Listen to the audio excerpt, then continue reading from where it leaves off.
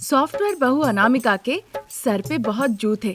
एक हाथ से सर खुजार रही थी, दूसरे हाथ से वो सब्जी चला रही थी और बार बार दरवाजे की तरफ देखकर वो बड़े कंफ्यूजन में थी।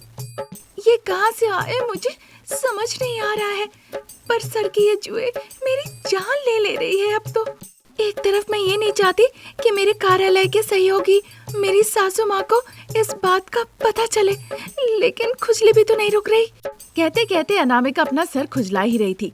तब तक उसकी सासू माँ शारदा किचन की तरफ आती है और देखती है बहू बहुत परेशान है। अरे बाप रे, सासू माँ आ रही है, मेरी चुन्नी कहाँ गई? इतना कहकर वो अपना सर खुजाना बंद कर देती है और जल्दी से गैस ऑफ करके चुन्नी लेके वो अपना सर ढक लेती है। तब तक शारदा किचन में आ जाती है। बहू, खाना पक गया। उधर बेटा और उसके पिताजी डाइनिंग टेबल पे बैठ के खाने के लिए इंतजार कर रहे हैं। इतना कहकर वो अपनी बहू को चुन्नी से सर को ढकते हुए देखकर बहुत खुश हो जाती है और अनामिका से कहने लगती है, पढ़ी लिखी सॉफ्टवेयर बहू है, फिर भी घर में पारंपरिक और गृहिणी की तरह रहती है। घर की बहू होने के नाते तुम सर में चुन्नी लेके काम करती हो। तुम्हें बहू रूप में पाके सच में हम सब किस्मत वाले हैं। अरे माँ जी, ये सब कुछ मेरी माँ ने सिखाया है। मेरी माँ कहती है खाना बनाते वक्त हमेशा सर को पल्लू से या चुन्नी से ढक के पकाना चाहिए ताकि खाने में बाल न गिरे। ठीक है बहू, चलो खाना डाइनिंग टेबल पे ले चलो। शारदा के कहने के मुताबिक अनामिका सारे पकवानों को ले जाके डाइनिंग टेबल पे रख देती है। शारदा पीछे से पानी की बोतल ले आती है। माँ जी, आप खाना परोसिए, मैं जरा फेस वॉश करके आती हूँ। ठीक है बहू, जाओ। काफी देर तक खाना पकाई हो ना, मुंह में पसीना आ गया होगा। जाओ जाके धो के आओ। जैसे शारदा ने कहा, अनामिका को लगा कि यही समय है। वो जल्दी जल्दी अपने बेडरूम के बाथरूम में आ जाती है। जल्दी से दरवाजा बंद करके वो अपने सर के चुन्नी को नीचे फैला दी। देखी चारों तरफ जू चल रहा है। देखते ही उसे बहुत चिढ़ मचने लगा। चीची, इन जुओं को सहना अब बहुत मुश्किल हो गया है। इतना कहकर वो शावर ऑन कर देती है और सर को उसके नीचे रख देती है। उधर डाइनिंग टेबल पे शारदा खाना परोस रही थी। रमेश और प्रसाद खाना खा रहे थे। अनामिका अपने सर पे टॉवल लपेट के आके डाइनिंग टेबल पे बैठ जाती है। शारदा भी बैठ जाती है। सभी मिलके आनंद पूर्वक खाना खाते हैं। इस तरह वो दिन खत्म हो गया। अगले दिन अनामिका अपने सर को चुन्नी से ढक ली और विवान सॉफ्टवेयर सॉल्यूशंस के अंदर जाके वो अपने सिस्टम के पास जाकर बैठ गई। थोड़ी देर में उसकी दोस्त सुमति वहाँ आती है। अरे अनामिका, तुम ऑफिस में भी इस तरह से पल्लू लेकर बैठी हुई हो। बाकी महिलाओं को देखो कैसे वो अपने बाल खोल के मजे से अपना काम कर रहे हैं, देखो। ऐसा कहकर वो अनामिका के चुन्नी को खींच के खोलने की कोशिश करती है। ये देखकर अनामिका को बड़ा गुस्सा आता है। मेरी चुन्नी पर से हाथ हटा दो सुमति, मेरा बाल मेरी मर्जी, तुम जाके अपना काम करो, जाओ। उसकी बातें सुन के सुमति उदास होकर अपना चेहरा बना ली और ऐसा अभिनय की कि वो जाने वाली है, पर जाने से पहले अपने हाथों से वो चुन्नी खींच देती है। बस अनामिका के सर पे जू फैले हुए सभी देख लेते हैं। उसका हंसी मजाक उड़ाने लगते हैं। टेबल, सिस्टम, हर जगह जू फैल जाते हैं। अरे देखो देखो, अब तक अनामिका अपने सर को ढकने के लिए चुन्नी नहीं लेती थी, जू ढकने के लिए लिया करती थी। अब तक तो ऐसा भी नहीं किया कि मानो कितनी आज्ञाकारी हो। ऐसा कहकर सुमति उसका मजाक उड़ाने लगती है। ये देखकर अनामिका दुखी हो जाती है और अपना सर झुका लेती है। इसी बीच अनामिका के टेबल पर लैंडलाइन फोन बजने लगती है। सबको पता था बॉस का फोन है, इसीलिए सब शांत हो जाते हैं। अनामिका फोन उठाती है। आ रही हूँ सर। चुन्नी से सर को ढककर वो बॉस के कैबिन में चली जाती है। बॉस उसके सामने एक फाइल खोलते हैं। पूरी फाइल में जू फैली हुई थी। देखकर अनामिका अपना सर झुका लेती है। अनामिका, जाके तुम घर से ही काम करो। और हाँ, तुम्हारे ये सर के जू मुझे बिल्कुल पसंद नहीं। उनके कहने के बाद अनामिका बिना कुछ कहे चुपचाप अपना फाइल लेके वहाँ से चली जाती है। अचानक घर पे देखकर शारदा अनामिका से पूछने लगती है, काम का भी बोझ होगा, मैं गांव जाने की बात उसे बाद में बताऊंगी। शारदा मनी मन सोचती है। अनामिका वॉशरूम में जाके शावर खोल के सर नीचे रख देती है। पानी से बाल धुल जाते हैं। उस दिन अनामिका जब चुन्नी से सर को ढककर टीवी देख रही थी, शारदा एक कप कॉफी लेकर आती है। बहू, कल हमें गांव जाना होगा, तैयार रहना। ठीक है सासू माँ, अनामिका कहती है। अगले दिन शारदा और अनामिका बस स्टॉप पे बस का इंतजार कर रही होती है। अनामिका चुन्नी से अपने सर को ढक लेती है। बहू, अभी तो बाहर आई हो, अपने बालों को थोड़ा हवा लगने दो। नहीं माँ जी, धूल धक्कर से मेरे बाल खराब हो जाएंगे। अगर धूल चुन्नी पे गिरेगा तो मैं घर पे जाके चुन्नी धो भी सकती हूँ ना। उसकी बातें सुन के शारदा कुछ कहती नहीं। उन लोग बस के इंतजार करने लगते हैं। पता नहीं ये बस कब आएगी, ऐसा सोच ही रही थी कि अचानक से तेज हवा चलती है और हवा से अनामिका का चुन्नी उड़ जाता है। बस अनामिका के सर पे जू भरे हुए है, ये सारे लोग देख लेते हैं बस स्टैंड में, और सभी लोग दांत निकाल के अनामिका को देख के हंसने लगते हैं। अनामिका अपना सर झुका लेती है। शारदा भी आश्चर्य हो जाती है। उसी भीड़ में सुजाता नाम की एक महिला थी, जिसे शारदा बिल्कुल पसंद नहीं करती थी। अरे ये क्या देख लिया शारदा, तुम ही कहती थी ना कि तुम्हारी बहू सॉफ्टवेयर इंजीनियर है, फिर भी सर पे चुन्नी ढकती है, बहुत आज्ञाकारी है। अब देखो असली रंग अब पता चला ना। ऐसा कहकर वो हंसने लगती है। वहाँ के बाकी लोग भी हंसते हैं। ये सब देखकर शारदा को बड़ा गुस्सा आता है।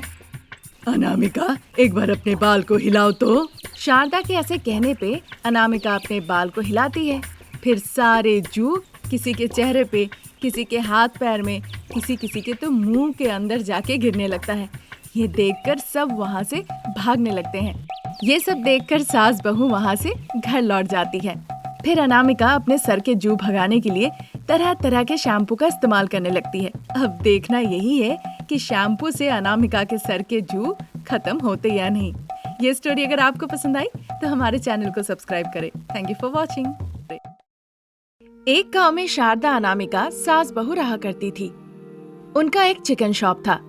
जिन्हें जितना चिकन देना होता था उन्हें उतना देती थी और उसके बदले में वो पैसे लेती थी। उन्हीं पैसों से उनका परिवार चलता था।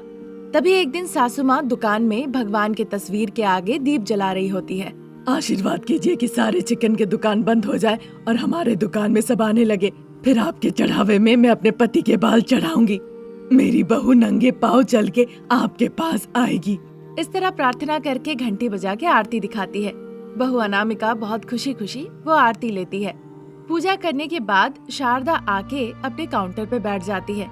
फिर बहू अनामिका से वो कहने लगती है, बहू, आज चिकन का भाव कम है, बाहर जाके बोर्ड में लिख दो जरा। मैं बात नहीं करूँगी, मेरा चेहरा उदास है। ऐसी बात है, 1 मिनट रुको, अभी बताती हूँ। ऐसा कहकर शारदा काउंटर में ही कुछ ढूंढने लगती है। देखकर अनामिका बड़ी आश्चर्य होती है। आप क्या ढूंढ रही हैं माँ जी? हथौड़ा बहू, बहुत उदास होना सोच रही हूँ। हथौड़े से 2 बार मारूंगी तो ठीक हो जाएगा, इसीलिए ढूंढ रही हूँ। ये सुनते ही अनामिका का चेहरा सामान्य हो जाता है और वो मनी मन सोचने लगती है, बाप रे, हथौड़ी मिल गई तो वो मुझे पीट भी सकती है। ऐसा सोचकर बाहर से मुस्कुराते हुए वो शारदा को देखती है। देखिए ना माँ जी, आपने जैसे ही हथौड़ा का नाम लिया वैसे ही मेरा फुला हुआ मुंह नॉर्मल हो गया। सही बोला ना? अनामिका दांत दिखाकर हंसने लगती है। ये देखकर शारदा भी मनी मन बहुत मुस्कुराती है। फिर अनामिका ज्यादा कुछ कहे बिना मार्कर लेके बाहर आ जाती है और बोर्ड में 1 केजी चिकन का भाव 150 रुपए लिख के फिर शारदा के पास वापस चली जाती है। तभी शारदा को दिखता है कि एक गली का कुत्ता उसके मुर्गियों के तरफ घूर घूर के देख रहा है। बहू, वो मुर्गियों के टंगड़ी, हड्डियाँ, टुकड़े, चर्बी आते कहाँ रखी है? आप अचानक से उन कचड़ों के बारे में क्यों पूछ रही हैं माँ जी? भगवान की कृपा से अब उन्हें भी बेचकर पैसे कमाने का मत सोचिए। दिन ब दिन आप लालची होती जा रही है। जितना पूछा जाए उतना ही जवाब दिया करो। पहले बताओ, कल का वो कचरा है या फेंक दिया है? असल में माँ जी, कल कचरा वाला नहीं आया ना, तो अभी भी पड़ा ही होगा। अभी तुरंत जाके वो सारा कचरा उठा के ले आओ बहू। सासू माँ की ऐसी बातें सुन के अनामिका मन ही मन सोचने लगती है, मुझे वो सब कचरा उठा के लाने के लिए क्यों कह रही है? हे भगवान, कहीं उससे वो खीर वुड़ तो नहीं बना देगी। ऐसा सोचकर वो फिर अंदर चली जाती है। वहाँ एक काले प्लास्टिक में सब बांध के रखा हुआ था। उसे उठा के वो सासू माँ शारदा के पास ले आती है। अब देखो बहू रानी, मैं इन अनचाही चीजों से खीर बनाऊंगी और कई प्राणियों के भूख भी मिटाऊंगी। ऐसा कहकर वो कवर लेके बाहर निकल आती है। फिर गली के कुत्ते को हड्डी मीट के टुकड़े देती है। पहले कुत्ता आके हड्डी खाने लगता है। उसके बाद शारदा एक मीट का टुकड़ा निकाल के उसे देती है। इस बीच एक दूसरा कुत्ता वहाँ पे आके हाजिर हो जाता है।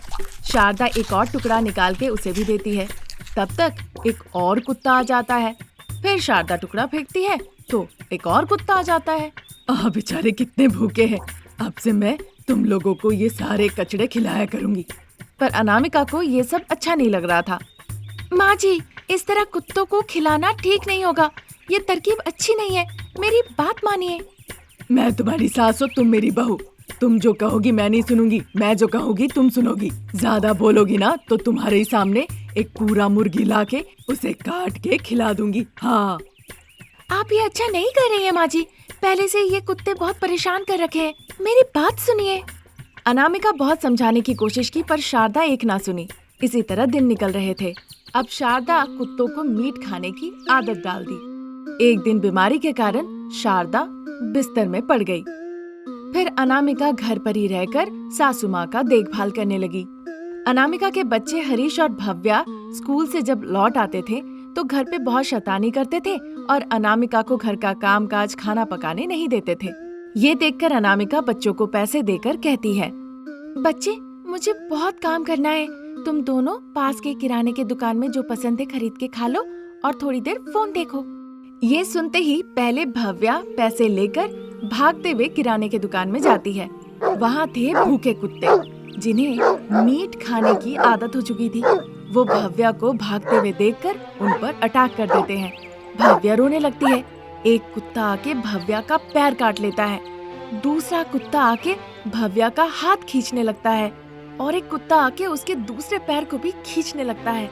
इस तरह जितने कुत्ते थे वो एक के बाद एक आके भावना पे आक्रमण करते हैं। भव्या बहुत रोती है, जोर जोर से चिल्लाने लगती है। तब तक हरीश पीछे से आके एक बड़ी सी छड़ी लाके उन लोगों को पीटने लगता है। अब वो कुत्ते भव्या को छोड़ के हरीश पे आक्रमण करने लगते हैं। बहन, तुम घर जाओ और माँ को जाके बताओ, उन्हें जल्दी से यहाँ ले आओ। जाओ, जल्दी जाओ तुम। वो इस तरह चिल्ला के कहता है। कुत्तों से आहत होकर भाव्या भागते हुए घर की तरफ जाती है। खून में लथपथ भाव्या की ऐसी हालत देखकर अनामिका बहुत परेशान हो जाती है। वो इसके पीछे का कारण पूछने लगती है। वो जल्दी से घर से एक छड़ी उठा के भागते हुए हरीश के पास जाती है, पर तब तक कुत्तों के आक्रमण से हरीश की मौत हो चुकी थी। कुत्ते हरीश के शरीर को खा रहे थे। अनामिका अपने हाथ के डंडे से मार के कुत्ते को भगाती है। तब जाके वो कुत्ते वहाँ से भागते हैं। आंखों में आंसू लेके हरीश के मृत शरीर को गोद में उठा के अनामिका उसे घर ले आती है। घर के बाहर चटाई में उसे लिटा देती है। उसके सर के पास वो दिया जलाती है। बहुत ही संघर्ष के साथ उठकर शारदा बिस्तर से हरीश के पास आती है। हरीश को देखकर वो बहुत रोती है। गांव वालों को जब पता चला वो भी अनामिका के घर आए। रो रही अनामिका को सांत्वना देने लगे। शाम होने के बाद प्रसाद और रमेश जब घर लौट आए, हरीश को उस हालत में देखकर वो दोनों बहुत टूट गए। अगले दिन उन्होंने हरीश का अंतिम संस्कार किया। 2 दिनों के बाद गांव वालों ने सोचा कि किसी और बच्चे को इसका सामना ना करना पड़े, इसीलिए उन सारे कुत्तों को पकड़ के सरकारी लोगों के हाथों में सौंप दिए। तब से सास बहू चिकन का दुकान बंद करके सब्जियों का दुकान खोल लेती है और अपने परिवार को चलाने लगती है। ये कहानी पसंद आई तो हमारे चैनल को सब्सक्राइब करें। Thank you for watching.